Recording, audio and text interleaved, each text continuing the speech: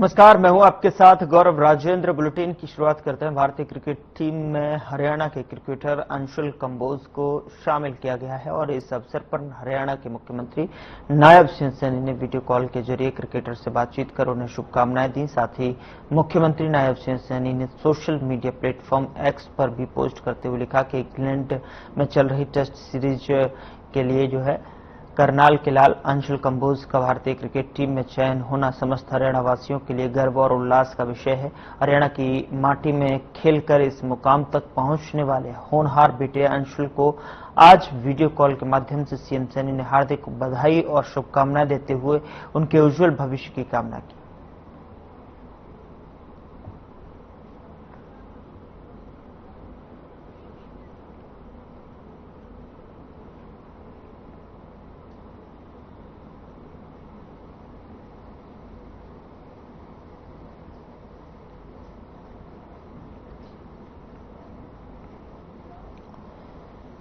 हरियाणा के नवनियुक्त राज्यपाल प्रोफेसर असीम कुमार घोष ने सोमवार को राज्य के 19वें राज्यपाल के रूप में शपथ ली।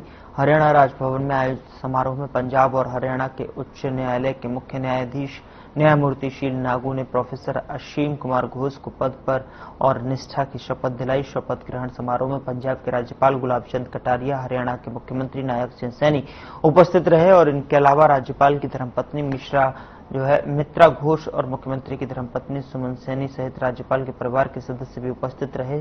समारोह में हरियाणा विधानसभा के अध्यक्ष अरविंद कल्याण, कैबिनेट मंत्री कृष्णलाल पंवार सहित वरिष्ठ अधिकारीगण मौजूद रहे। राज्यपाल प्रोफेसर असीम कुमार घोष ने शपथ ग्रहण समारोह में आए महानुभावों से व्यक्तिगत रूप से मुलाकात की और उनके बधाई स्वीकार की और इस दौरान हरियाणा आर्म्ड पुलिस का स्पेशल टुकड़ी ने राज्यपाल को गार्ड ऑफ ऑनर दिया।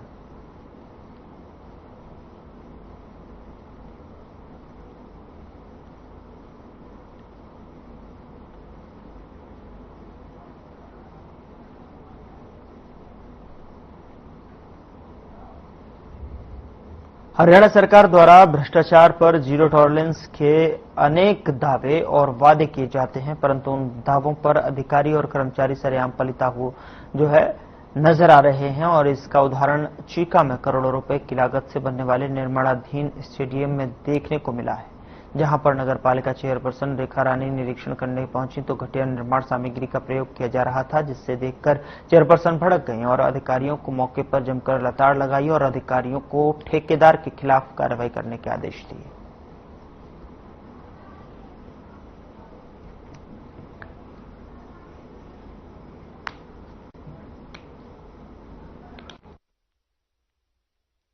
हालात सच में ही खराब हैं और अधिकारियों को कड़े निर्देश दिए गए हैं कि समय रहते इस काम को हर रोज चेक किया जाए। जैसे हम अपने घरों को बनाते हैं और हर रोज चेक करते हैं कि मजदूर कितना काम करके गए हैं और कैसा काम करके गए हैं।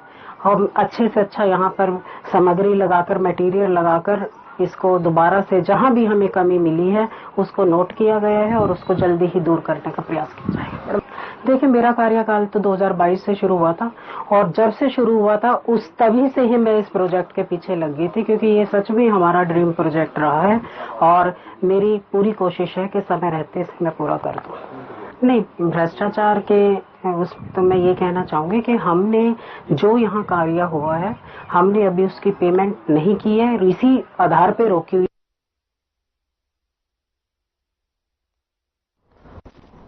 हरियाणा के रेवाड़ी में 8वीं कक्षा की एक नाबालिग छात्रा के साथ पड़ोसी युवक ने रेप किया। हालांकि आरोपी युवक गिरफ्तारी से बचने के लिए फरार हो गया है, जबकि पुलिस उसके संभावित ठिकानों पर लगातार तलाश कर रही है। छात्रा की मां ने पुलिस को दी शिकायत में कहा कि वह मजदूरी की तलाश में बेटी के साथ रेवाड़ी आई थी और उसकी बच्ची 8वीं कक्षा में पढ़ती है। मॉडल टाउन थाना क्षेत्र की जिस कॉलोनी में रहती है वहीं पर इनके पड़ोस में बिहार का एक युवक शंकर भी रहता है। 20 जुलाई की शाम को उसकी बेटी को उल्टियां लगी और इस बारे में जब पूछा तो वह डरी हुई और सहमी हुई दिखाई दी। तो वहीं थाना प्रभारी सीमा कुमारी ने कहा कि मां की शिकायत पर आरोपी शंकर के खिलाफ केस दर्ज कर जांच शुरू कर दी गई है और आरोपी की तलाश की जा रही है। तो थाना मॉडल टाउन के क्षेत्र में रहने वाली एक महिला ने शिकायत की थी कि उसकी 14 साल की बच्ची है जो उसको उल्टियां हो रही थी। उसने फिर उसका प्रेगनेंसी टेस्ट घर पे ही किया तो उसको पता चला कि बच्ची प्रेग्नेंट है। जब उसने पूछताछ की तो बच्ची ने बताया कि कोई पटना का एक पड़ोस में ही रहने वाला युवक था, उसने उसके साथ पिछले 2-3 महीने से लगातार उसकी मर्जी के खिलाफ संबंध बनाए हैं, जिस पर प्रथम सूचना रिपोर्ट दर्ज की गई है और तफ्तीश अभी जारी है।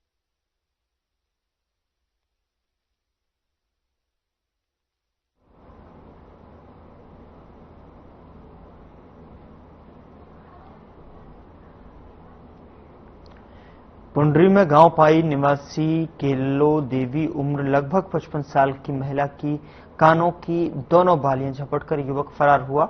मिली जानकारी के अनुसार पाई गांव की बेटी, जो कि गांव निसंग में शादीशुदा है, अपनी बेटी को तीज के त्योहार से पहले कैथली जिले हरियाणा भाषा के बोहिया भी जाता देख वापस लौटकर गांव डंडा चौराहे पर खड़ी होकर के इंतजार कर रही थी। थाना प्रभारी रामवीर ने बताया कि मामले की जांच पड़ताल की सीसीटीवी फुटेज भी खंगाले जा रहे हैं। उच्च अधिकारी निर्देशानुसार आरोपियों को जल्द पकड़कर नियमानुसार उनके खिलाफ कड़ी कार्रवाई की जाएगी।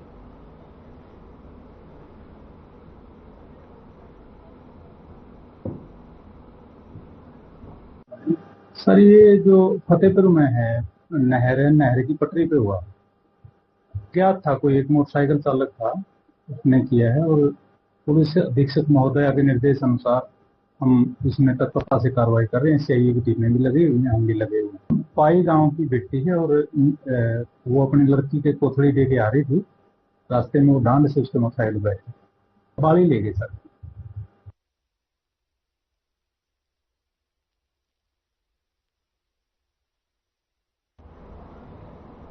उधर नालौन में 1 अप्रैल में हुई सीनियर वकील के साथ लूटपाट और मारपीट मामले में 3 महीने बीतने के बाद भी कोई कार्रवाई नहीं हुई है, जिसके विरोध में वकीलों ने वर्क सस्पेंड रखा और इस दौरान वकीलों ने पुलिस प्रशासन और एसपी के खिलाफ नारेबाजी करते हुए डीसी के नाम एक ज्ञापन डीआरओ को दिया है। वकीलों ने एसपी मुर्दाबाद के नारे भी लगाए। नारनौल जिला बार एसोसिएशन के प्रधान संतोख सिंह एडवोकेट ने बताया कि गांव धरसू के पास 24 अप्रैल को मेहरपुर में रहने वाले शादीराम नाम के वकील के साथ में बाइक पर आए 4 बदमाशों ने लूटपाट की थी। वकील के साथ मारपीट कर उसे जान से मारने की धमकी देते हुए बदमाश वहां से फरार हो गए थे, जिस मामले में कार्रवाई न होने पर गुस्साए वकीलों ने प्रदर्शन किया।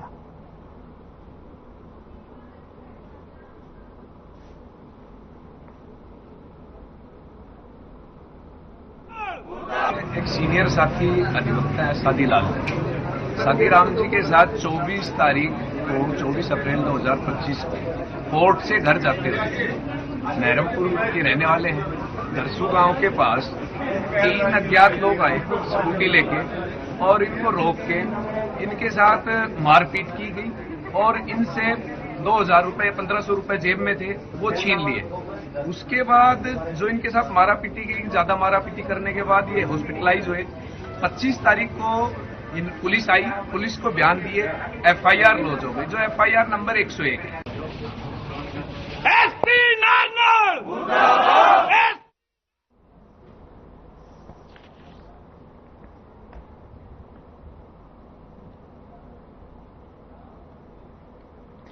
हिसार में पुलिस कर्मचारियों के विरुद्ध दर्ज एफआईआर को रद्द करवाने के लिए विभिन्न संगठनों की आज एक महत्वपूर्ण बैठक क्रांतिमान पार्क में आयोजित हुई और बैठक के बाद पत्रकारों से बातचीत करते हुए दलवीर किरमारा ने कहा कि आज के समय में दोषी के खिलाफ कोई कार्रवाई नहीं हो रही है, बल्कि निर्दोषों पर परेशान किया जा रहा है। और उन्होंने कहा कि हिसार में पुलिस कर्मचारियों के ऊपर जो फिर एफआईआर दर्ज की गई है वह गलत है। वायरल वीडियो में साफ देखा जा सकता है कि पुलिस कर्मचारियों के ऊपर लाठी डंडों से हमला किया जा रहा है। जो भी गुंडागर्दी करता है वह चाहे किसी भी जात पात का हो, उसे बख्शा नहीं जाना चाहिए। संगठन ने सदस्यों ने बताया कि 24 जुलाई को पैदल मार्च करते हुए हिसार उपायुक्त को मुख्यमंत्री के नाम ज्ञापन सौंपा जाएगा। संगठन के सदस्यों ने कहा कि हम न्याय की लड़ाई लड़ रहे हैं। उन्होंने कहा कि राजनीति के दबाव में आकर विभिन्न पुलिस कर्मचारियों के खिलाफ एफआईआर दर्ज की गई है। पुलिस कर्मचारियों ने अपनी ड्यूटी निभाई है। जब तक पुलिस कर्मचारियों को न्याय नहीं मिलता, हमारा संघर्ष जारी रहेगा।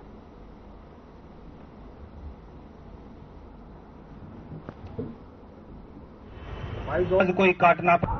आज की मीटिंग श्री महेंद्र सिंह साड़ुआ जी हैं, पुलिस संगठन के प्रधान। उन्होंने ये मीटिंग इसलिए बुलाई है कि जो 7 जुलाई को जो पुलिस कर्मचारी रात को 10 बजे ड्यूटी पर गए थे, डीजे बंद करवाने के लिए गए थे, उन्होंने लाठी बल्लों से उनको चोट पहुंचाई और शराब पी रहे थे, छत पर शराब पी रहे थे, शराब पी के भाग के आगे और उन्हें भाग के कूद गए, जिन्होंने एक लड़का की चोट लगी, एक लड़का कूदने से एक्सपायर हो गया। और पुलिस को भाले मार रहे हैं, ईंट मार रहे हैं। पुलिस की उसमें कोई भी गलती नहीं पाई गई है। 7 जुलाई को 12 क्वार्टर में जो पुलिस कर्मचारियों के साथ मारपीट और घटना हुई है, उसके संबंध में आप लोगों ने यूट्यूब पे, व्हाट्सएप पे, अखबारों में पढ़ा है। उसी एवज में और पुलिस के कर्मचारियों पर झूठा मुकदमा जो दर्ज किया है, उसके एवज में हम आगे क्या रणनीति बनाएंगे, इसलिए सभी सामाजिक संगठन, जिले के सामाजिक संगठन, रिटायर्ड कर्मचारियों के संगठन और हरियाणा पुलिस संगठन के रिटायर्ड कर्मचारी और उनके फैमिली के सदस्य सभी यहाँ मौजूद हुए हैं।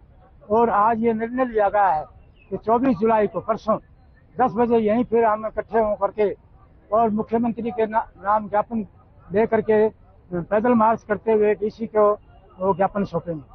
ये जो मीटिंग है, जो समाज में जो राजनीतिक सामाजिक जो गिरता सवर जो गिरावट आ रही है, उसको लेके भाई दोषी के खिलाफ तो कार्रवाई होनी चाहिए, निर्दोष को छोड़ देना चाहिए।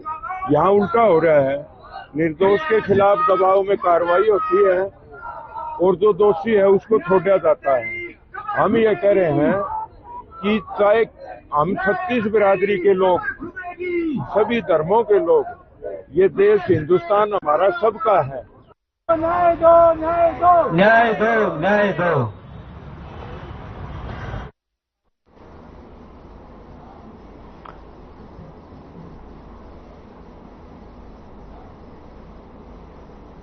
यहाँ रुक रहे एक छोटे से ब्रेक लिए, ब्रेक के उस पार खबरों का सिलसिला लगातार जारी है।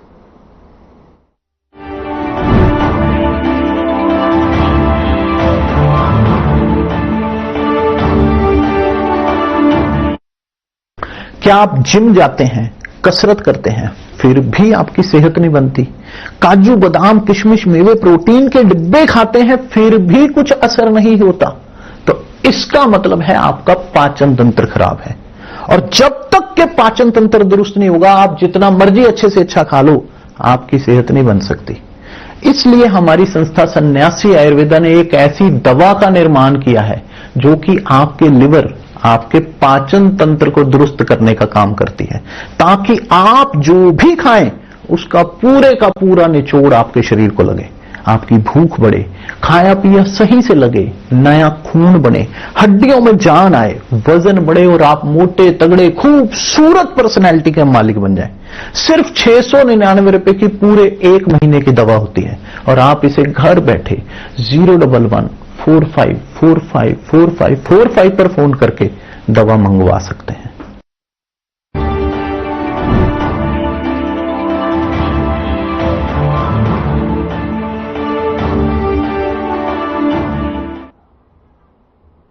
ब्रेक के बाद स्वागत है आपका। खबरों में आगे बढ़ते हैं। कांग्रेस और ओबीसी नेतृत्व की भागीदारी न्याय महासम्मेलन के प्रति कार्यकर्ताओं में काफी उत्साह है और इस महासम्मेलन की तैयारियों के लिए हिसार कांग्रेस जिला मुख्यालय कांग्रेस भवन में महत्वपूर्ण बैठक आयोजित की गई है। यह बैठक रामनिवास घोड़ेला की अध्यक्षता में आयोजित की गई है, जिसमें जिले भर से काफी संख्या में ओबीसी नेताओं और कार्यकर्ताओं ने बढ़ चढ़कर हिस्सा लिया है।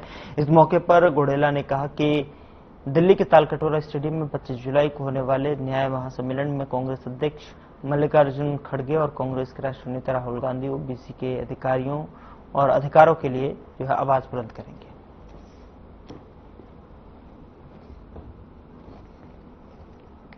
दिल्ली के अंदर जो तालकटोरा स्टेडियम है, वहां पर हमारे राष्ट्रीय अध्यक्ष खड़गे साहब और हमारे अपोजिशन के लीडर कांग्रेस के हमारे नेता राहुल गांधी जी न्याय महासम्मेलन ओबीसी का एक बहुत बड़ा प्रोग्राम होने जा रहा है। तो उसका निमंत्रण के लिए हम सभी बैकवर्ड के साथ ही सभी जिले के जो पदाधिकारी हैं सभी इकट्ठे होके एक हम यहाँ पर रणनीति बना के कि 25 तारीख को ज्यादा संख्या में बैकवर्ड समाज की वहां पर भागीदारी होनी चाहिए, इसीलिए हम यहाँ पर इकट्ठे हुए। और ये सम्मेलन एक ऐतिहासिक सम्मेलन होगा। और जो आज राहुल गांधी जी की सोच है कि ओबीसी दलित पिछड़ा हुआ ओबीसी को अपनी भागीदारी मिले, इसकी जो आवाज जैसे जातीय जनगणना की बात, उसको ऊपर राहुल गांधी जी ने जो आवाज उठाई, उस पर सरकार ने इस बात के लिए विवश होना पड़ा कि आदरणीय प्रधानमंत्री नरेंद्र मोदी जी ने इस बात की घोषणा करी कि भाई हम जातीय जनगणना कराएंगे। अनेक मुद्दे हैं जो पिछड़ा वर्ग के लिए हैं। ये हमारे राष्ट्रीय नेता है, हमारे राहुल गांधी जी, वे बार बार पर उठा रहे हैं और उसका परिणाम ये है कि धीरे धीरे सरकार को विवश करने लग रही है कि हर चीज मानने की।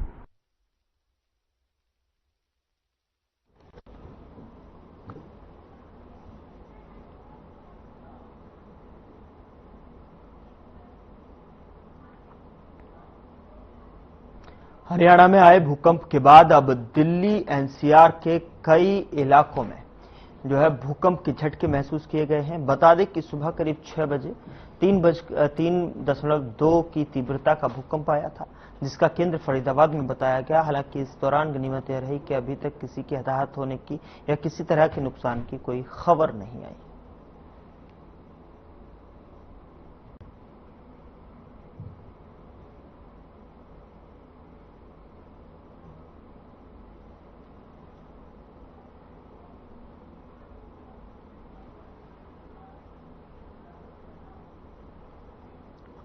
प्राकृतिक आपदा और आगजनी घटनाओं से बचाव कैसे करें, जिसको लेकर जिला प्रशासन की ओर से मॉक ड्रिल की गई और जिसमें एनडीआरएफ और एसडीआरएफ की टीमों के जो है साथ प्रशासन की कई टीमें मौजूद रहीं।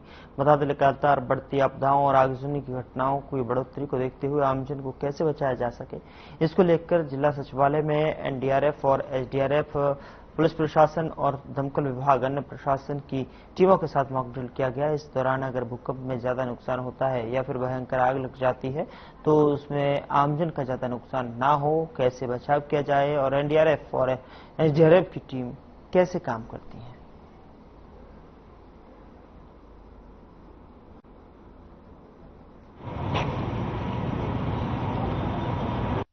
की जा रही है, लोगों को जागरूक करने के लिए क्या कहना चाहेंगे इसमें आप? आरपीएसपीबीपी रेस्पिरेशन की एग्जिट रेस्पिरेशन कितना है, एक पल्स रेट क्या है हमारा विक्टिम का, स्किन में कोई समस्या तो नहीं, ऐसा तो नहीं है कि बहुत टाइम से अंदर रहने के कारण शरीर में ऑक्सीजन की कमी होने के कारण साइनोसिस हो गया, स्किन का कलर ब्लू तो नहीं हो रहा है। ये आपदा प्रबंधन से रिलेटेड है और इसमें ये बताया गया है कि अगर कोई आपदा आ जाए तो किस प्रकार से बचाना है, क्योंकि अंदर पहुंचने के बाद सबसे पहले टीम द्वारा विक्टिम का इनिशियल असिस्टेंट किया जा रहा है। यहाँ पे देखा जाता है कि स्काउट्स एंड गाइड्स की और इनको ब्रीथिंग आ रही है, इनका एयर में कोई ऑब्स्ट्रक्शन नहीं है, जिसके उपरांत हुआ हो और जिसके उपरांत पेशेंट का सर से लेकर पैरों तक के फिजिकल असिस्टेंट किया जाता है, जिससे पता लगाया जाता है कि कोई इन्हें ऐसी चोट तो नहीं लगी, कोई किसी तरह से इनके कोई शरीर में फ्रैक्चर तो नहीं है, किसी कोई चोट तो नहीं लगी है। हम इसकी सराहना करते हैं। मेरा नाम इंस्पेक्टर अजय कुमार। ऐसी मानवकृत या प्राकृतिक आपदा ऐसी है, उसमें Haryana state disaster response force वहां मौके पर पहुंचकर और अपना सुचारू से कार्य करके पब्लिक को बाहर निकालने के लिए सहायता करती है।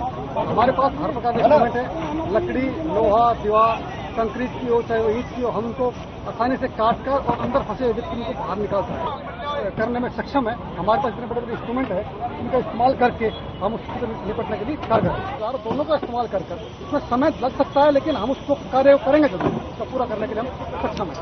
डिस्ट्रिक्ट डिजास्टर मैनेजमेंट अथॉरिटी जो डिप्टी कमिश्नर द्वारा हेडेड होती है, उसके तहत आज हमने एक मॉक ड्रिल का आयोजन किया था, जिसमें किसी भी प्रकार के मैन मेड या नेचुरल डिजास्टर में हम किस प्रकार सभी डिपार्टमेंट्स मिलकर के कार्य कर सकते हैं और कम से कम नुकसान हो उसके लिए कार्य कर सकते हैं, उसके लिए ड्रिल की गई थी। जिसमें NDRF, SDRF, red cross, NCC, NSS, civil defence volunteers और इसके अलावा सीएमओ ऑफिस सब ने पार्टिसिपेट किया कि किस प्रकार हम उन विक्टिम्स उनको वहाँ से निकालें और किस प्रकार उनको तुरंत मेडिकल फैसिलिटी अवेलेबल करवाएं। ये सब हमने सिमुलेट किया था।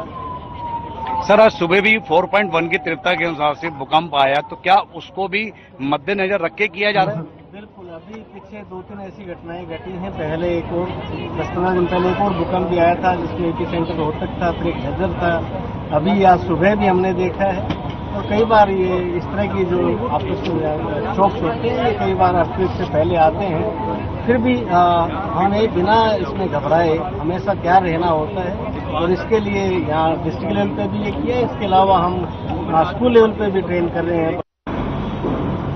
प्राकृतिक आपदा और आर्जनिक घटनाओं से आम जन को बचाने के लिए किस तरह से मौके पर जिला प्रशासन काम करता है, तो उसको लेकर आज पलवल के जिला सचिवालय में एक मॉक ड्रिल का आयोजन किया गया, जिसमें पलवल के जिला उपायुक्त और तमाम जिला प्रशासन के अधिकारी मौके पर मौजूद रहे। इसमें सबसे बड़ी विशेष जो देखने वाली बात ये थी कि उसमें एनडीआरएफ की टीम और एसडीआरएफ की टीम मौके पर मौजूद थी और उनकी ओर से जो मौके पर जिस तरह से जो आपदा, प्राकृतिक आपदा या आगजनी की घटनाएं घटती है तो उस समय आम जन को कैसे बचाया जा सकता है, तो उसको लेकर पूरी तरह से दर्शाने का प्रयास भी किया गया है। लोगों को ऐसी स्थिति में घबराने की जरूरत नहीं है।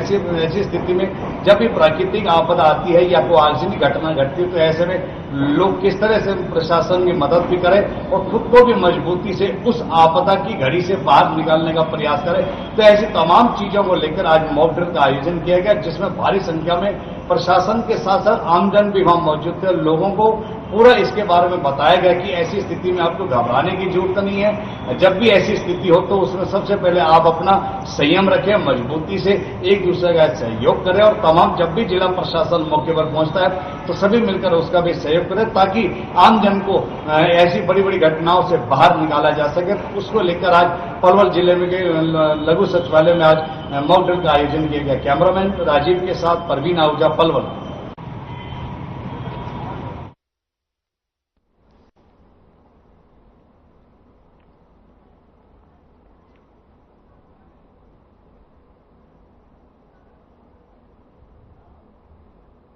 एसडीएम पंकज गढ़वाल के तबादले के बाद में बीकानेर से स्थानांतरित होकर आई नई एसडीएम निधि उड़सरिया ने सोमवार को नोहर उपमंडलाधिकारी का कार्यभार जो है ग्रहण किया है। तहसीलदार बजरंगलाल कुल्हारी ने जो है गुलदस्ता भेंट कर उनका स्वागत किया। इस दौरान यहां से स्थानांतरित एसडीएम पंकज गढ़वाल सहित उपखंड कार्यालय के अनेक कार्मिक और उड़सरिया परिवार जो है मौजूद रहा। निधि उड़सरिया की बतौर एसडीएम यह पहली पोस्टिंग है। इन्होंने 2021 में टॉप 9वीं रैंक जो है आरएएस परीक्षा पास की थी। कार्यभार ग्रहण करने के बाद एसडीएम निधि उड़सरिया ने कहा कि सबसे पहले क्षेत्र की मुख्य समस्याओं पर उनका फोकस रहेगा। शहर में बरसाती पानी की निकासी के संबंध में भी स्थायी समाधान के प्रयास किए जाएंगे।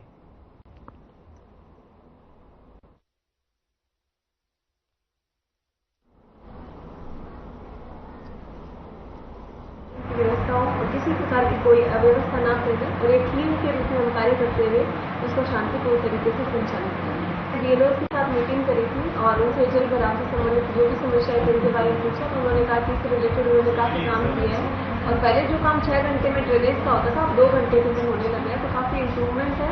और फिर भी यदि कोई और समस्या आती है तो मैं कंसर्न जो डीएलओ है उनके साथ मीटिंग करके उसके लिए सुधारात्मक प्रयास करूँगी। प्राथमिकताओं के अंदर यही है कि सबसे पहले डिपार्टमेंटल वर्क जो भी पेंडेंसी है मेरी उनको मैं सही तरीके से सही समय पर निस्तारण करूं और जो भी परिवादी मेरे पास आते हैं अपनी समस्याओं को लेकर उनका त्वरित समय पर और उचित समय पर उनका निस्तारण करूं।